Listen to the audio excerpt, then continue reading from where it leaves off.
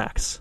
I could have sworn Max bowled 50 games a week, 3 nights of leagues, and then bowled a global one from 6 p.m. to 1 a.m. every Saturday. One thing that makes Max unique is his self-talk. A couple of statements that are unique to him are as follows. That's good, right? Everybody makes mistakes. Your dad has bad games.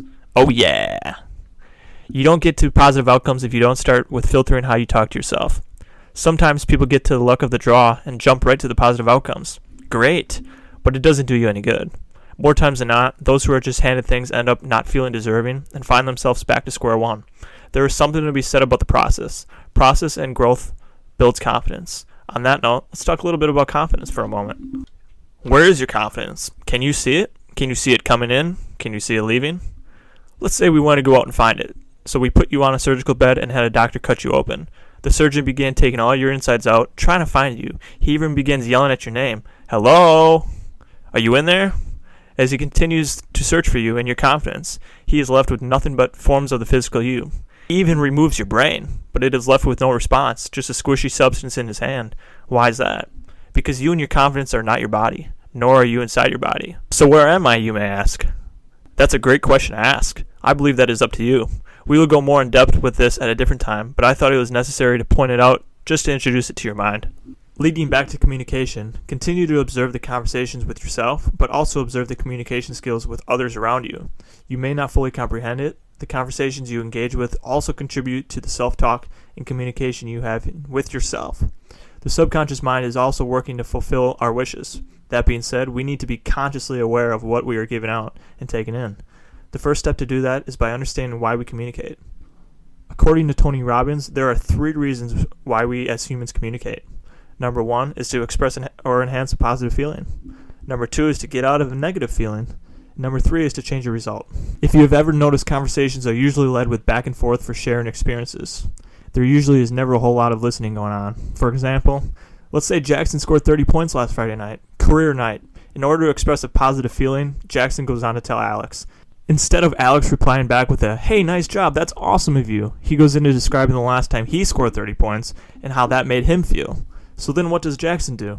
He feeds off Alex's comments with his own experiences, trying to express another positive feeling he had, without acknowledging any of Alex's points. What ends up happening is an endless loop that is created trying to create approval from the other person. Subconsciously, both of these boys know that the other person isn't giving validation to their claws, so they keep throwing the hook out without any bite. This is how most conversations are led, empty and tend to drag on. This happens with negativity as well. Honestly, communicating to get out of a negative feeling happens more so than anything else. Once you become observant of your conversations, you'll start to see that people pour their negative experiences all over you. It isn't even provoked by anything. They literally just come up to you and start rambling. For example, my dad and Danny were at Home Depot one Sunday doing some fishing shopping. As we got to the cashier, my dad sincerely asked, "Hey, how's your day going?"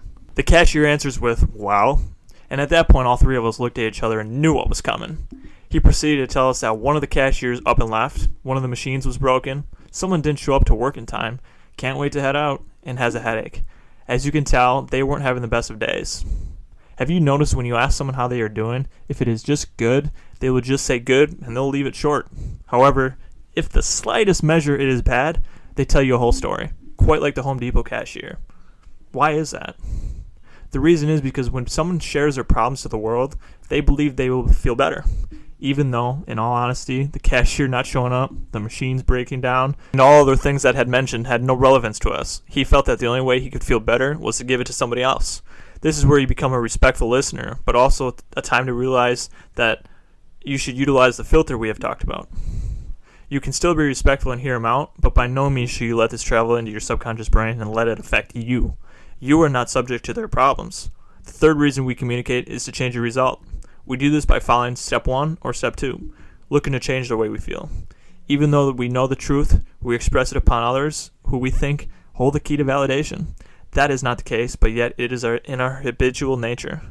You will become happier when you know an external source does not have any access to a key that unlocks your happiness. Again, understanding, am I communicating to enhance a pleasure or minimize pain? In fact, there may be an even easier way to understand what makes you happy. The pursuit. This is a lot of information, Charlie. Is there a simpler way of putting all this information for me to understand it easier? Yes.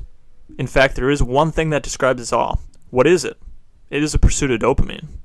Many of you have keened the phrase, The Pursuit of Happiness, the movie by Will Smith. Great movie.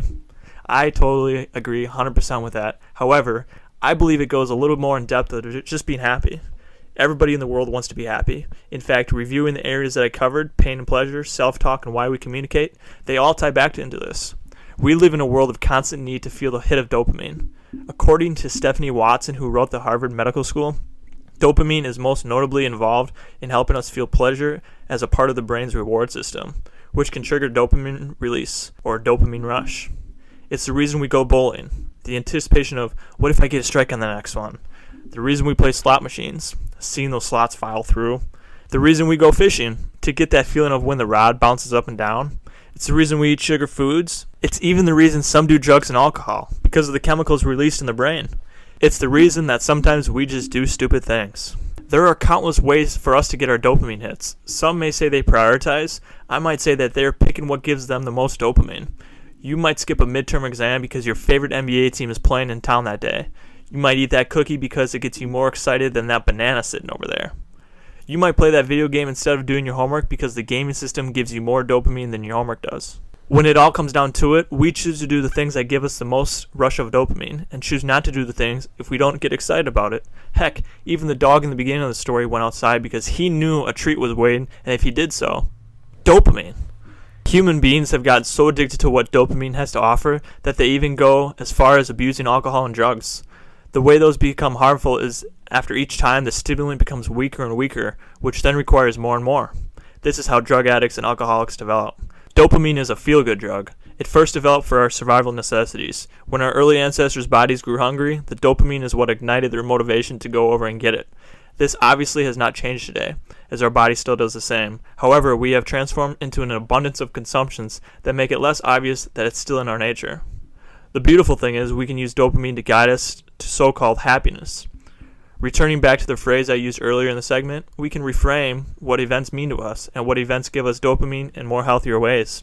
One outlet for my dopamine is sharing the knowledge with you guys. I reframe my position of dopamine to, I get my dopamine from helping others. Therefore, every time I am there for someone, I feel good. What a great thing not only to feel good, but feel good because you help someone else. Other things such as coaching basketball, bowling with my family, fishing with my dad, seeing my family do well. Some may be the same, some may be different for you. Again, it's our experiences and what we make of those experiences and what they mean to us define our dopamine. Dopamine allows us to be excited about where we are at and to motivate us for what is yet to come. Why are people so addicted to the feeling dopamine gives them?